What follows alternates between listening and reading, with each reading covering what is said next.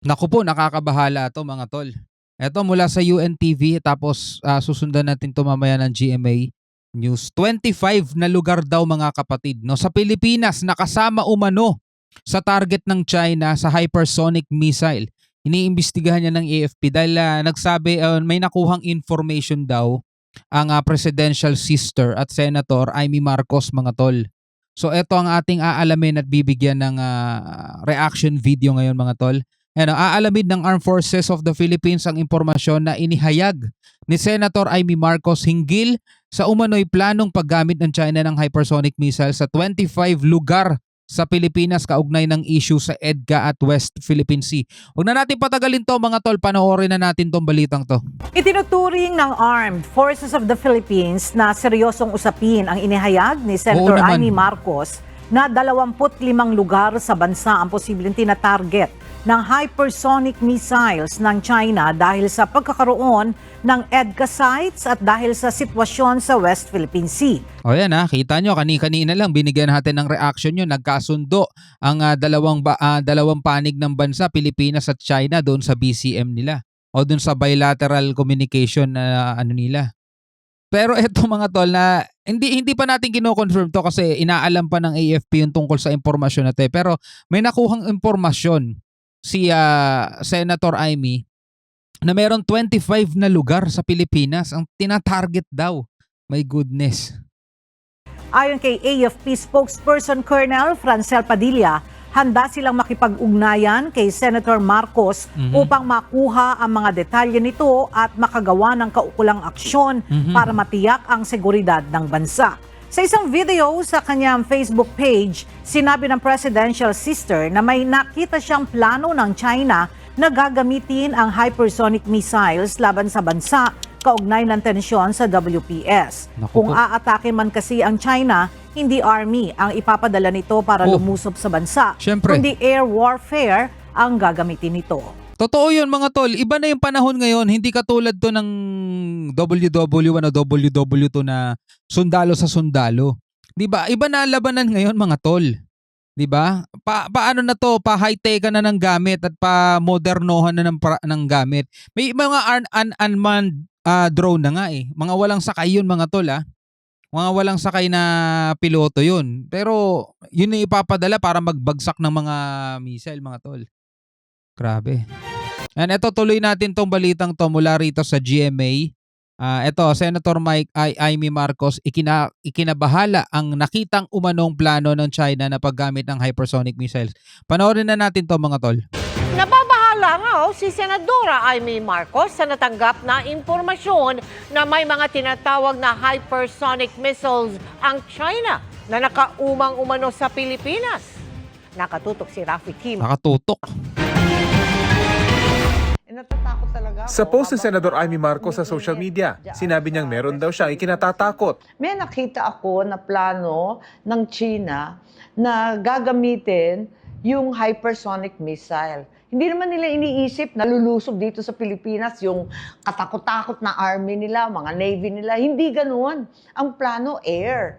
At ang plano yung hypersonic missile at nakatakda na yung 25 na target nila. Ang hypersonic Sa kaya nalaman ni yun no, Senator Amy at saan niya nakita yung plano na yun mga tol. 'Di ba? Kung iisipin mo mga tol, nakakabahala talaga yun. Yung kung meron silang 25 na lugar na target nila mga tol, napakaliit lang ng Pilipinas. Kung ikukumpara mo dito sa China na talagang higanting bansa yan. Tapos napapalibutan pa tayo ng tubig, ng katubigan. Baka palubugin talaga tayo niyan mga tol. Kaya nga ito ang ating gobyerno ay gumagawa talaga ng paraan. 'Di ba? Kinakain na lang nila ng yung ego nila kahit yung mga kasundaluhan natin, kahit na sabak sa training 'yan. 'Di bale ng kutsain sila, duraan sa mukha pagmukaing kawawa. Basta hindi sila papalag, hindi sila papatol para hindi tayo mapasubo sa isang bagay na ang mahirap labasan, 'di ba? Sa tuloy natin. missile ay mga missile na kayang lumipad ng 5 beses na mas mabilis sa speed of sound. Kaya sinasabing mahirap o imposibleng maharang ng ibang air defense systems. Hindi sinabi ng nakatatandang kapatid ng Pangulo kung saan niya nakita ang plano, pero kinabahan daw siya, lalo na nang malaman daw niyang hindi kayang pigilan ng Amerika ang hypersonic missile ng China. Kapag hypersonic daw, kayang-kaya pumasok. Ganyan lang kadali. Durog daw. Sa pagbabasa natin, may mga Brahmin missile na sa Batanes, pati sa Subic. So yung dalawang yun ang uunahin kasama ng Ilocos kasi may mga live fire na balikatan. Nakakatakot nga eh. Ano ba yan? 25 hindi biro-biro yun. Sinubukan naming hinga ng detalye ang opisina ni Senador Amy, pero wala silang tugon. Ang Department of Foreign Affairs at Department of National Defense wala pa rin komento sa ngayon. Ang Chinese Embassy naman sa Pilipinas, sinabing titingnan daw muna ang post ng senadora. Una nang nagpahayag ng pagkabahala ang China maging ang Russia sa pagpasok sa bansa ng Actually, mga tol, yung post nito ni Senator medyo, kung ako tatanungin, hindi maganda kasi pwedeng magdulot ng panic yan sa mga sa mga mamamayan. Lalo na nabanggit niya Subic, Ilocos. Di ba? Syempre, yung mga mamamayan doon, matatakot sila doon. Siya, isa pala tayo sa target ng China.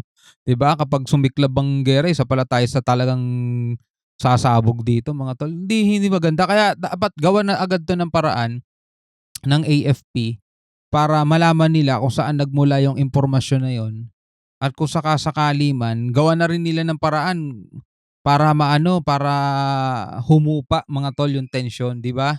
Hindi yung tension sa karagatan, yung tension na nararamdaman ng mga taong nakarinig ng balitang yun o ng post na yun, nakakita ng post na yun.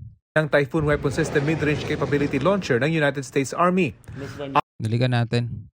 Ng senadora, una nang nagpahayag ng pagkabahala ang China maging ang Russia sa pagpasok sa bansa ng Typhoon Weapon System Mid-Range Capability Launcher ng United States Army.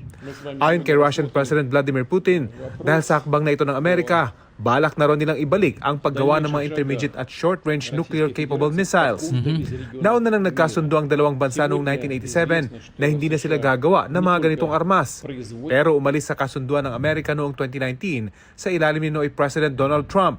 Sa kanyang pahayag sa anibersaryo ng Philippine Air Force kahapon, sinabi ng Pangulo na mahalaga na magkaroon ng kapasidad ng bansa na depensahan ng kanyang teritoryo sa pamamagitan ng mga bagong armas. Sana meron din tayo mga Iron Dome, di ba? Katulad nung sa Israel.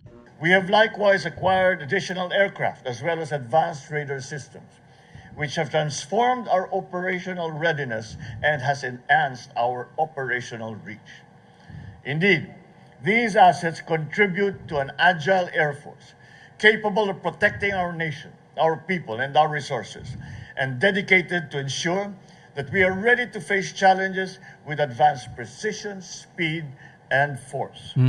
Una nang inanunsyo ng AFP na dadagdagan pa nila ang mga BrahMos missile system na nabili mula sa India at sasamahan ng mas makabagong HIMARS missile system mula sa Amerika.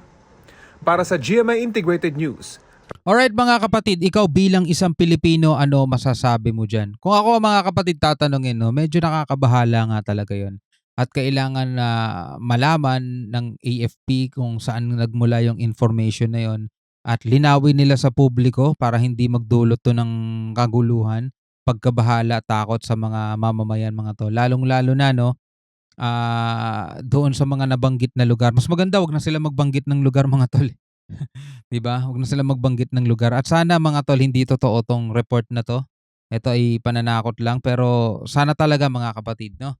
Anyway, maraming salamat sa iyong panonood. Hanggang sa muli, ako nga pala si Shobaldi. Peace out.